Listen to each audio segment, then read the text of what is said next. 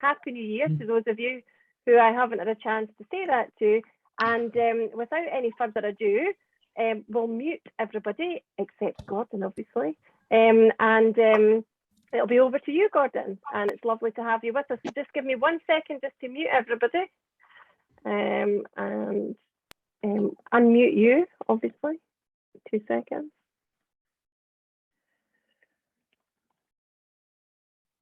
There we go. All good. That's it. That's you. We're good to go. Thanks, Gordon. Over to you. And thanks again for coming. It's lovely to see you. Well, not at all, Heather. It's a real pleasure to be here, I have to say. And as I look around the screen, I see so many Wheel-Kent faces that it's a real joy. I have to say, even after only 3 months into the job, there's a certain surreal quality about the fact that I'm joining you this evening as the President nominee of Rotary International. Who'd have believed that that day could ever dawn? I don't know if any of you remember a film from a few years back. It starred Robbie Coltrane, much better known, of course, as Hagrid from the Harry Potter films. But Robbie Coltrane was a priest in a small village in the north of Italy. And by some slip of a pen in a papal conclave in Rome, he was made Pope. Well, I have to say, over the last few weeks, in the wee small hours of the morning, I've often wondered if a similar slip of the pen might have taken place in Evanston at the nominating committee for RI President last August. And I keep waiting on that second phone call from the chair of that committee to say that some terrible mistake had been making. Fortunately, despite the error, Robbie Coltrane made a half-decent job of being Pope. So there was a happy ending to the film. I just hope there's a similar happy ending for me on the 30th of June, 2024.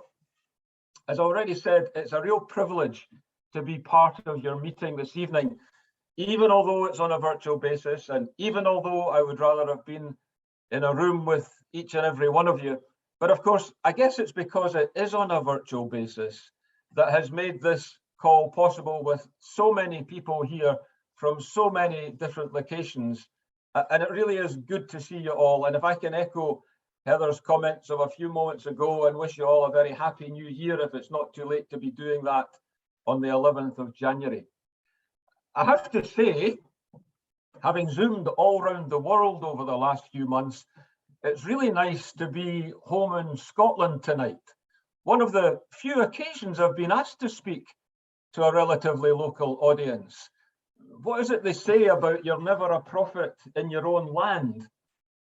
And when Heather first asked me to join you this evening, it was suggested I talk about my vision for Rotary.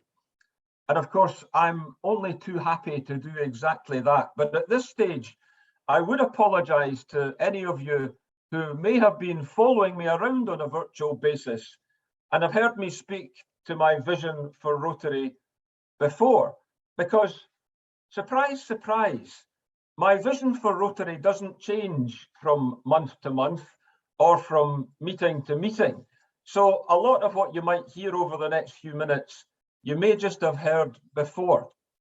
But in truth, my vision for Rotary is relatively simple in that I want to see us grow, continue to change, to innovate, to transform, and above all, to improve, to reflect the times that we're living in, and also in doing so, to better serve the needs of those who both desire and deserve our help, especially at this critical time as we navigate through and hopefully out of the current global pandemic. But make no mistake, we are still in the grip of this pandemic, especially with such inequitable vaccination rates across the whole world, coupled with the reports coming out of France only last week of yet another mutation and all the implications that that brings. I don't think there can be any argument. We live in challenging times. And I hope you don't think I'm exaggerating when I say things might never be the same again.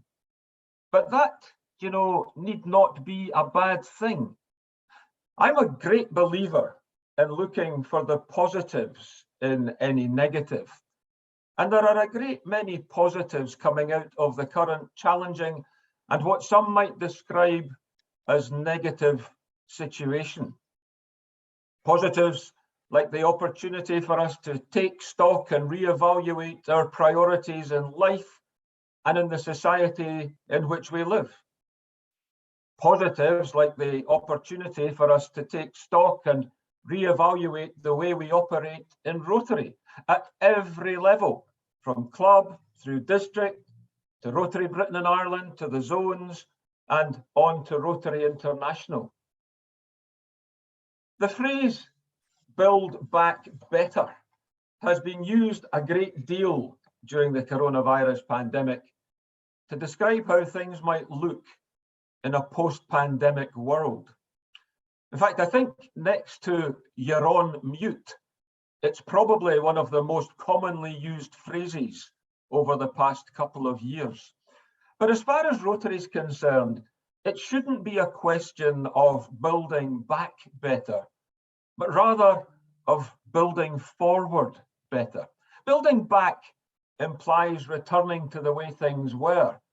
But for me, that is not an option, as we need to learn from our collective experiences over the last 2 years and take Rotary forward into what people are calling the new normal. It would be a tragedy if we don't learn from the last 24 months. A tragedy and a travesty. We all need to seize the opportunity to take Rotary forward, but we need to do it now before the opportunity passes. We're changing faster than ever at the moment in terms of embracing new technology and embracing new ways of thinking. And I think we've probably seen the sort of changes that would have taken place anyway over the next 5 to 10 years happen within the last 2 years. This pandemic has given us a unique opportunity to draw a line in the sand and review our entire method of operating. And I believe that as we come through it, there's much to be learned as regards our future. Some of the most exciting things about Rotary just now are the opportunities that come as far as the way we operate at club level, which after all is the bedrock of Rotary. We now have so much more flexibility, and I want to encourage the use of that flexibility to allow existing clubs to operate in a way that suits their current and future members now and in the future, as well as the establishing of new styles of Rotary Club. I believe we have a one-off opportunity just now to engage with those who during the pandemic have embraced the concept of voluntary service and have them join us to allow them continue giving service. Because if clubs are our bedrock, then membership is our lifeblood. We really are so fortunate that there is so much opportunity to embrace new club models at the moment that don't need to be bound by style of meeting or by geography or by suitability of a venue. These new club models allow us to engage with a different audience, an audience that maybe doesn't want to meet every single week, an audience that maybe doesn't want to have a meal, an audience that maybe doesn't want to meet face to face at all, but would rather meet in a manner that suits them, an audience that wants to do things rather than just meet for the sake of meeting. And that audience needn't just be the young. I sometimes think we put rather too much store on attracting just young members at the moment. There are many others who might be a little bit older, but who would be interested in joining the right kind of Rotary Club for them. And so my vision for Rotary is that clubs, groups, call them what you will, should exist everywhere in a style to suit everyone who has the desire to be part of us and help us fulfill our mission. It's always concerned me that so many new members choose to leave Rotary relatively soon after joining. I was staggered to discover that 1.3 million people joined Rotary in the 10 years to July 2019. And yet over the same period, our global membership fell by 20,000. 10% of those who join Rotary leave again in the same year that they join. Now, something's wrong somewhere, and with respect, the problem doesn't lie with the new members we lose. It lies with us. We must reduce this turnover. And so the retention of new members through proper engagement, and I stress the word engagement, must be part of the vision for membership going forward. It looks like there's going to be a great base to work from following President Shekhar Mehta's Each One Get One initiative this year. But you know, with that initiative, there also comes a great responsibility. And so I look forward to each one keeping one in 2023-24. But I'll need your help to do that. I'm pleased that Rotary has finally formally recognized the importance of diversity, equity, and inclusion. And our emphasis on this will do us good and will definitely help us in further promoting Rotary as a place where all can be welcomed and all can feel valued. By attracting a truly diverse membership, we will enhance our presence on the world stage, and we will increase our ability to do impactful service projects, which, after all, is one of the main reasons we exist. Things are getting better with regards to diversity. You don't need me to sit here and tell you that Rotary will welcome its first female president in the shape of Jennifer Jones on the 1st of July. This is well overdue, and we're happy to be making progress. But still, we see women representing only 24% of Rotary's membership worldwide, and that needs to change. We have more work to do, not only to welcome more women into Rotary, but every bit as importantly, to welcome other underrepresented voices. Because never forget, diversity is more than simply gender. All minorities matter, and all minorities should be welcome in a Rotary that claims to truly represent its community. To turn to another element of my vision for Rotary, let me say something about our own charity, the Rotary Foundation. If clubs are our bedrock and membership is our lifeblood, then the foundation is the fuel that provides the energy that allows us to carry out our work.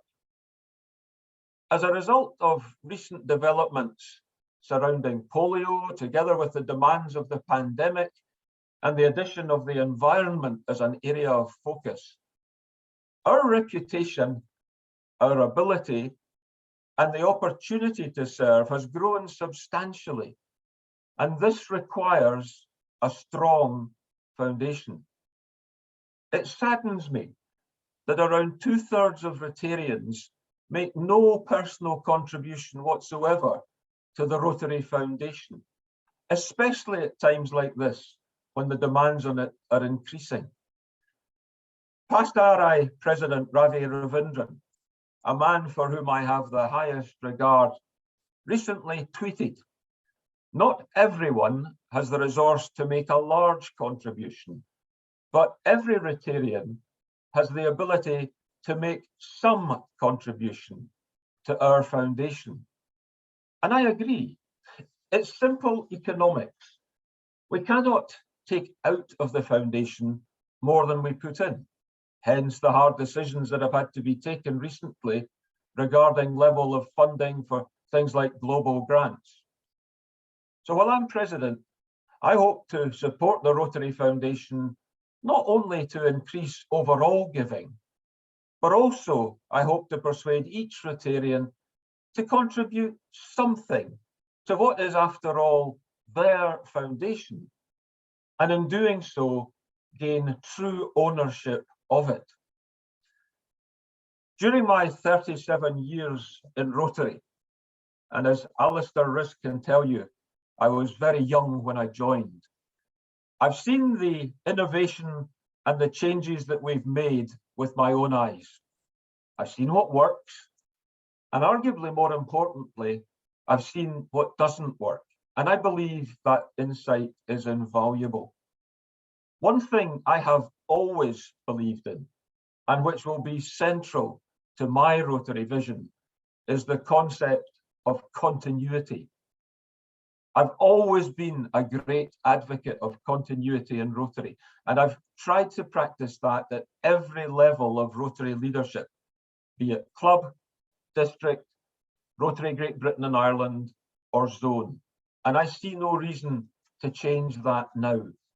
I believe strongly in the concept of Rotary's years, plural, where there's a seamless transition between leaders, rather than the concept of my year, singular, where one individual takes us in one direction, only for other individuals to take us in different directions in subsequent years, before all too often we end up right back where we started, where individuals won't embark on any initiatives that don't complete in their year because they're worried they won't get the credit for it. I'm not bothered who gets the credit for something, as long as that something is worthwhile and is done properly. Accordingly, I'm already working with President Shaker and President Elect Jennifer, and I look forward to continuing to do so with my successor whenever he or she is identified, in a true spirit of continuity that sees Rotary move forward on a straight and steady course towards an ever better future. Friends, if I may be so presumptuous as to use that term, I would like to change direction slightly at this point.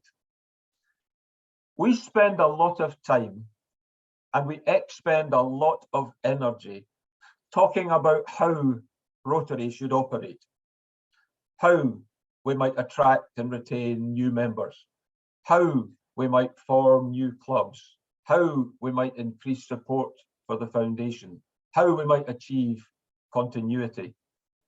In the time remaining to me, just as I did at your handover last June, I'd also like to say something about the why. I think it's important to do so because I think it's critical that we never lose sight of why Rotary exists. It exists to make the world a better place. It exists to help people live a better life. Well, how do we do that? And that, of course, is not the easiest of questions to answer. But over the last few years, I've been lucky enough to see with my own eyes so many examples of how Rotary makes the world a better place and helps people live a better life. I'm sure all of you have too. But perhaps it's worth reflecting on just a few of those examples. There are AIDS orphans who were living in poverty in Rwanda and elsewhere in Africa through no fault of their own. But these young people are alive today and have a sustainable future because of Rotary. There are people in too many countries who were forced to walk miles each day for water that was both polluted and diseased. These people are drinking clean water today because Rotary installed a water pump in their village. I've sat beside children in a remote village in KwaZulu-Natal province in South Africa, reading school books as the evening light faded. And I've seen the joy on their faces as the solar lights we took along with us provided and came on and gave them light to continue studying. These children are being educated because of Rotary. And these are only 3 examples of countless examples I could give you, where Rotary, where each and every one of you help people live a better life, and in doing so, make the world a better place. What more could we strive for than to make a difference and create a better world, a more caring world, a more loving world than we have just now? And surely it is the creation of a more peaceful world, a more caring world, a more loving world, a kinder world that answers the question, why do we do what we do? As I draw these remarks to a close, and isn't that the best sentence you'll ever hear in a Rotary address, as I draw these remarks to a close?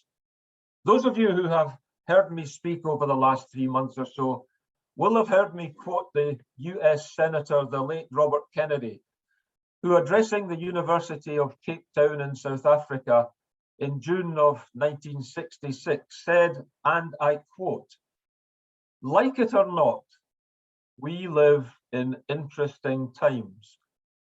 They are times of danger and uncertainty, but they are also the most creative of any time in the history of mankind. And everyone here will ultimately be judged, will ultimately judge themselves on the effort they have contributed to building a new world society and the extent to which their ideals and goals have shaped that effort." End quote. 56 years on from Kennedy's address, in today's times of danger and uncertainty presented us by the coronavirus pandemic, let us recognize that they are also among the most creative of any time in the history of Rotary. Let us make sure we are judged on the effort we have contributed to building a new Rotary and the extent our combined ideals and goals have shaped that effort as we build forward better. Thank you for giving me this opportunity to meet and to speak with you. Thank you for all you do for Rotary. I wish you every success during the years ahead. We are all embarking on an exciting journey together, and I look forward to walking and to working alongside you. Each and every one of you is a credit to the badge that you wear, and I am proud, very proud, to belong to the same organization as you. Thank you very much. Thanks, Gordon. Thanks for your time and thanks for those inspiring remarks. We've got about 100 people on the call, and it would be great to open this out to discussion and questions. Fantastic to have you here as a fellow Scot, and to have you here as the incoming president, RI president for 23-24. So great opportunity to put you on the spot. I don't think anybody was looking for you to rush towards the end of your remarks, in fairness there, Gordon, despite your despite the levity. I think people were pretty much hooked. You could hear a proverbial Zoom pin drop. So I assume that's because the remarks were very thought-provoking. I have got a few people on the call, however, so if people do want to ask Gordon a question or just, you know, make an observation or a comment, can you pop your electronic hand up for me, and I'll just take people in the order that they come up. So I have got, I can't see on my screen whether it's Martin or Anne, but there's a hand up in the Forster household. Who would like to come on and speak to Gordon? Oh, it's both of you. It's a double whammy. Martin with the question, Heather and Gordon. Go for it, Martin. Impression over the pandemic that Rotary clubs have started looking more inwardly at their own local communities and less so internationally. Gordon, do you see this as good, bad, an opportunity, or whatever? Well, it's a very good question, Martin, and I think you're first of all, you're absolutely right. I think by dint of the fact that it's been very difficult to do things on an international basis, a lot of clubs have started doing things on a more local basis, and I don't think that's a bad thing, because I think what a lot of clubs have been doing is they've been doing service locally rather than fundraising locally. And I know from the example of the South Queensferry Club that because they have been getting down and dirty in the town again for the first time in a long time, they've actually raised the profile of the club in the town. They've improved various things in the town, but they have also raised the profile of the club, and as a consequence have attracted new members. And that can only be a good thing. And I think that's a good example of how, if we can be doing service locally, then we can help increase our membership. And, you know, everybody, it's easy to say, oh, it's all about membership, and all we want to do is get more and more members. But of course, it's not just about getting the numbers, it's about getting people there with, for every member, you get 2 hands willing to do the service. And I think as we come out of the pandemic, and we will come out of the pandemic, you know, we're beginning to see light at the end of the tunnel. As we come out of the pandemic, we'll move back into the international field as well, because that's one of the great opportunities of being involved with Rotary in a place like Scotland. We can look abroad and do service and contribute to things overseas as well. But first of all, I think you're absolutely right in your observation. I think clubs have become more inward looking. At the moment, I don't think that's a bad thing, because it's allowed them to raise their profile. But I also hope that in the fullness of time, they will move out again and be looking to support projects overseas, because they need our help. Thanks for the question, Martin, and nice to see you and Anne, and thanks for the response, Gordon. I've now got Malcolm Rooney from Kirriemuir with a question. Thanks. Thanks, Heather. Hi, Gordon. Nice to meet you on the screen. And you're welcome. I wear, as you know, an environmental hat, and in that context, it seems to me that real change in terms of the environment and sustainability has to happen at political level. How do we engage with and influence our political leaders without Rotary being perceived to be political? Well, you're absolutely right. And first of all, it's nice to see your face, having corresponded with you in the last couple of days by email. But you're absolutely right. Rotary is not going to solve the issue of climate change. Rotary is not going to be the panacea that will completely turn things round from an environment point of view. But just as we did with the polio eradication campaign, we can be great advocates and we can be great ambassadors for the environment. But on a lesser level, we can also carry out a lot of great environmental projects that can be done that in their own small way will contribute to an improvement in things. You know, we can get out there and we can clean up our riverbanks, we can clean up our beaches, we can show good practice ourselves in what we do in terms of how we live our own lives with recycling and all that sort of thing. And all these things will contribute to improving the environment. One thing that we are doing, and that you're going to hear a lot more about as a consequence of President Shaker's time at COP26 in Glasgow in November, is that we're getting involved in mangrove planting. Mangrove swamps were being lost, and mangroves are a great way to capture carbon. And we're getting involved at the moment with a lot of mangrove planting projects around the world, and you'll probably hear more about that and see more about that in the Rotary publications in the months ahead. But so you know, again, you're absolutely right that we cannot solve all the problems, but we can be non-political and yet advocate for doing the right thing, just as we have advocated for 30 years on the polio eradication front and have engaged with governments that way. And because governments are listening to us over polio, they will listen to us over other things. Whether they will then take what we are saying and put it into practice, that becomes a moot point. We'd maybe need to hold a garden party with governments and take our own drink along and see whether or not that was going to be resonant. Yeah, thank you. The last call that we had in this forum was on the planting of mangrove trees and the Treacly project. And there's a note coming out in the next 10 vision on blue carbon. So just thanks very much for your answer. Okay. No, thank you. Yep, thanks Malcolm, and thanks Gordon. I see Linda has put something in the chat as well about the Treacly app, the Treacly challenge. I don't know if you've picked up on that, Gordon, if you've heard about that. And that's what Malcolm was referring to.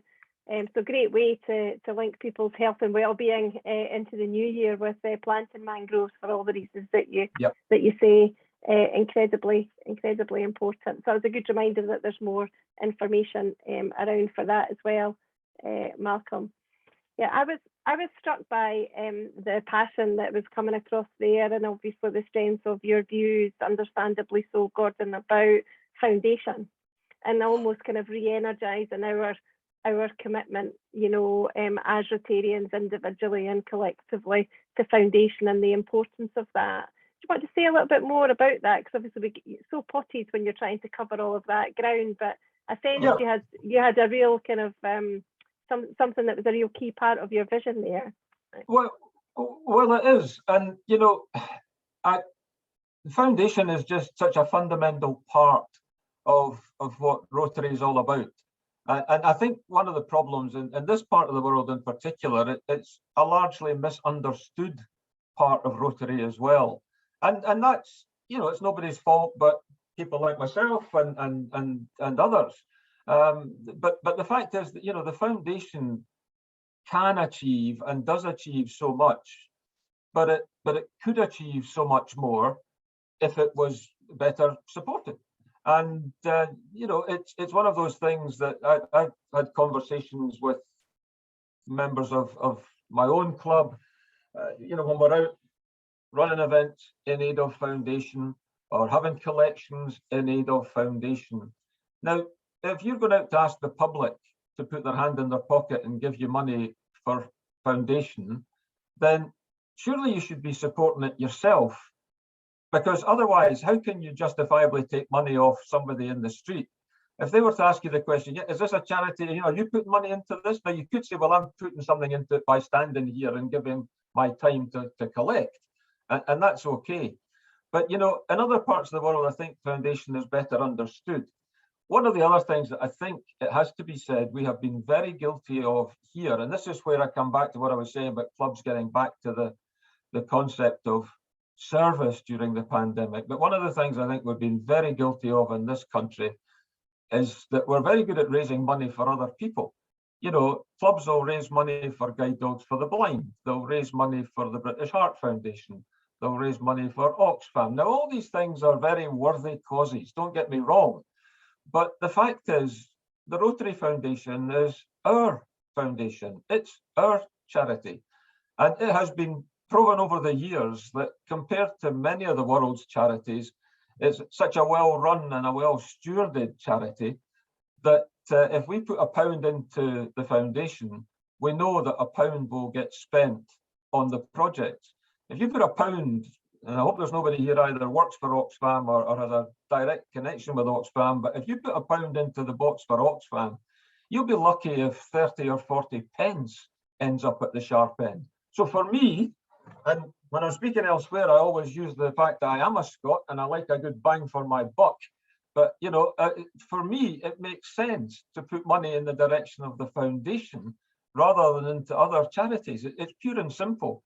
And there are so many needs being asked, you know, placed on it, as I said, because we've now got the environment, because we're at the almost at the end of polio, because we've got the pandemic, all these things that we need to have more funds to then disperse in the fullness of time.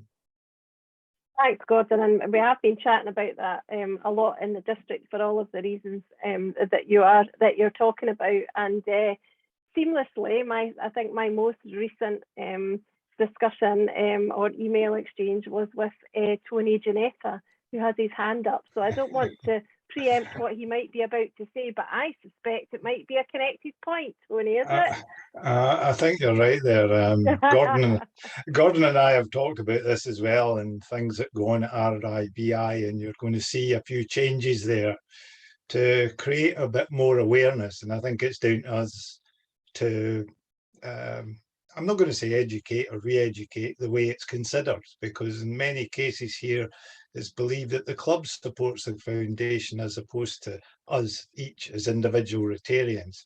And one of the ways that we're going to try and do more in the district is to talk more about legacy giving and how we can all do a little something, as we heard. So we're working at the foundation level in the district to do a bit more, hopefully to be invited out or to ask if we can come out and talk more about the foundation and the understanding, and especially about things like legacy giving. So thank you. No, thank you, Tony. I know you're a great advocate for the foundation, given your previous history. And but we need people like you, I have to say, that will go out and you can talk from a point of knowledge and also a point of commitment that you've already made yourself. So thank you for all you have done. Thank you. Yeah, absolutely. And you are a great champion of foundation, member of the Arts Comp Society and things, Tony. I mean, you do a huge amount. So thanks, and thanks for all that you're doing to support us promoting and building on our successes and contributions to foundation in the district. Much appreciated. So oh Gordon, you're not off the hook yet. So we've got Ian Kerr from the E-Club of Aviation. Over to you, Ian. Oh, you're on mute, Ian. Gordon's got many skills, but I don't know if he's going to be able to guess the question. You'd think as a Zoom club I would have got that sorted out. An E-Club. No, all I was going to say is I'm going to blow our trumpet, because we previously, and possibly this year again, will win an award for the highest per capita giving. It's quite simple. Our club members give $200 each per year to Rotary. We don't run other fundraisers. It's all generated by the individual members. And that breaks down to $4 a week. Yeah. Which at the moment probably less than the price of a cup of coffee a week. Actually, in the UK, it's £10 a month. Yep. If you take £10 a month is £120. Add on gift aid, convert it to dollars, and you've got as near as damn it is to swearing $200. Yep. Okay. Thanks, Ian. Certainly one way of going about it. Absolutely. Kath, you wanted to come in? Yes, thanks very much, Heather. Thank you very much, Gordon. As ever, that was excellent and very interesting. I was particularly interested in what you said about your Club South Queensferry being out and about in the community. And I guess that my club, Forth Bridges, could wave across the Forth to you. And we have the same experience as you. Our president is on here, and I don't know if she'll chip in, but we've been out a lot in the community, particularly our president, Vicky, because I think, you know, Gordon, we run a clothing bank for children. And that has created tremendous interest in the community. And that and other things has caused us to be able to increase our membership by 6 so far this year, and I guess it will be a lot more. How can we encourage everybody to be in the community, but most importantly, doing things that people are interested in doing?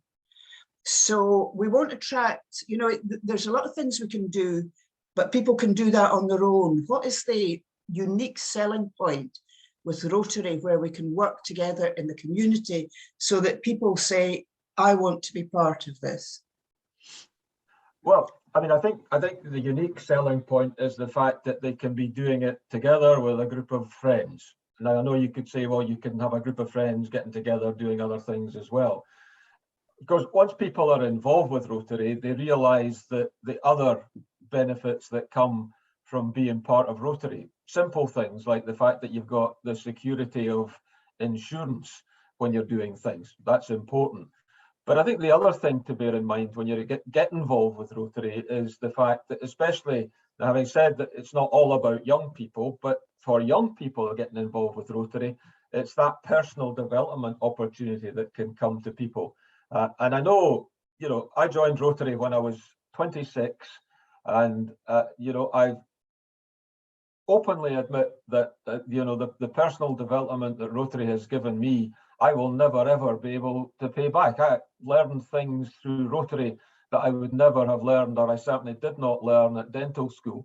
And the benefits that it has given me and my wife Heather and our family over the years, the things that come back out of Rotary, you get so much more back from Rotary than you'll ever be able to put in yourself.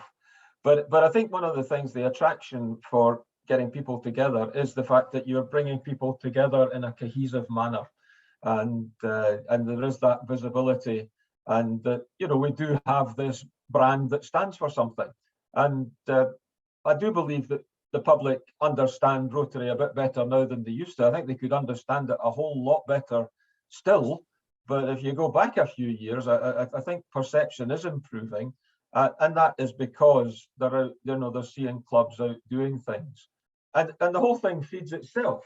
As you say, you've been out doing things on the north side of the Forth, and that's attracted members. There's a club on the south side of the Forth that's attracted members, and that what we need to do is get that message out to the other clubs that maybe aren't doing as much. That's the way to actually achieve things. And I remember, I think it was at your handover, that there was a wonderful video of the children's food bank, clothes bank that you run on the north side there.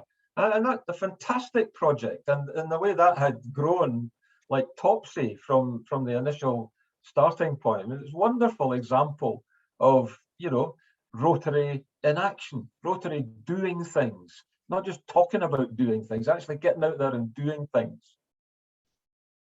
Yeah, and I think that also connects as well, doesn't it, to the point that you were making, Gordon, about capitalising on that increased sense of neighbourhood, community, the value of service, the sense of achievement that and worth and civic pride that comes with service, yeah, that, has been quite new to people because of the way that they've got involved through the pandemic. So getting out there, making connections with, yeah, those people as well as potential new Rotarians, really important. Yeah, thanks, Cass, and thanks for that, Gordon.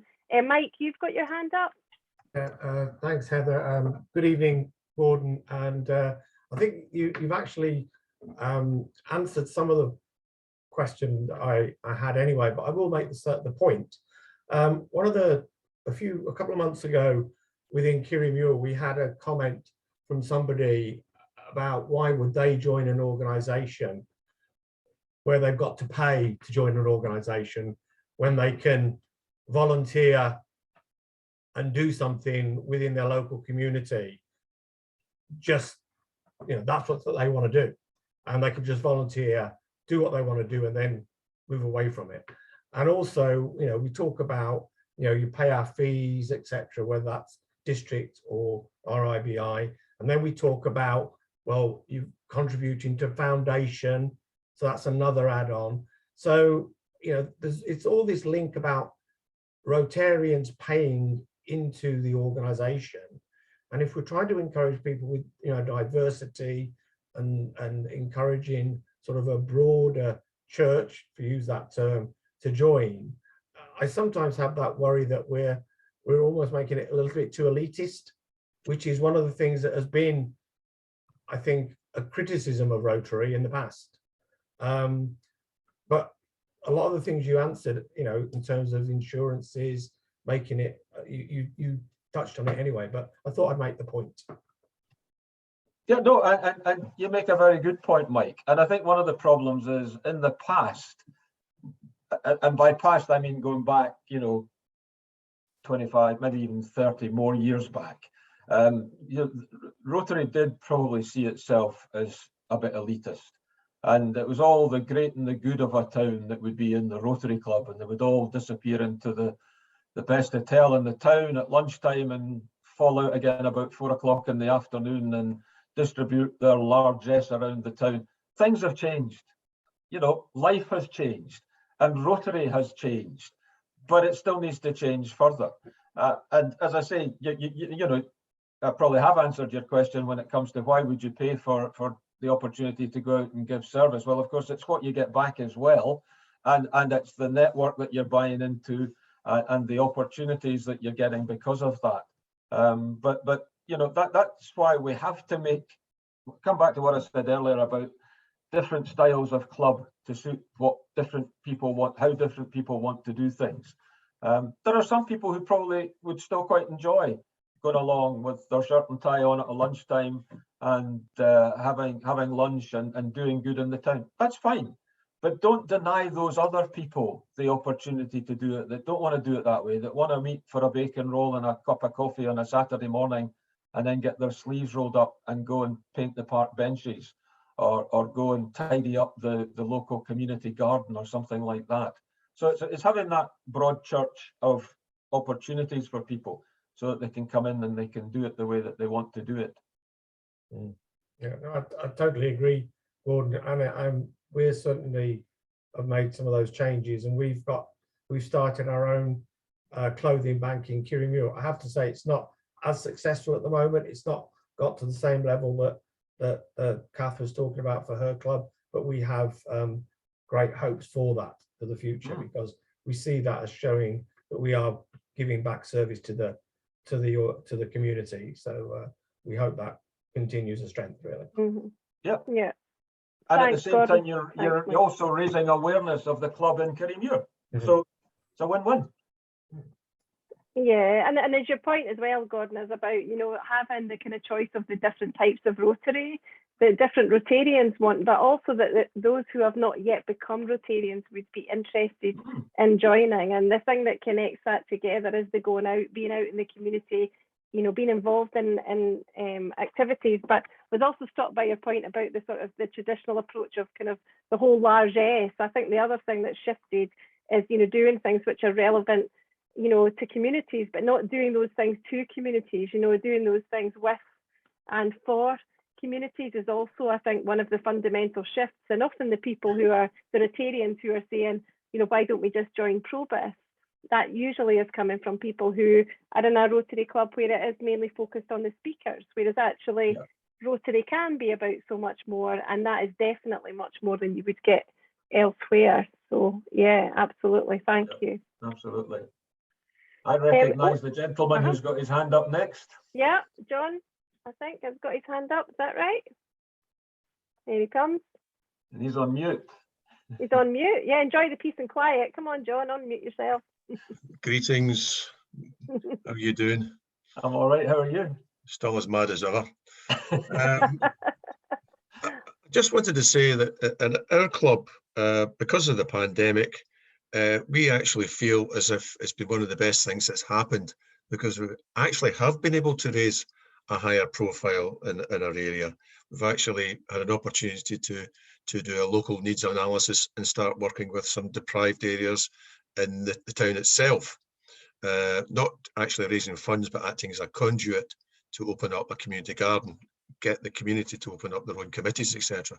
So we have actually feel it's been a great benefit for that.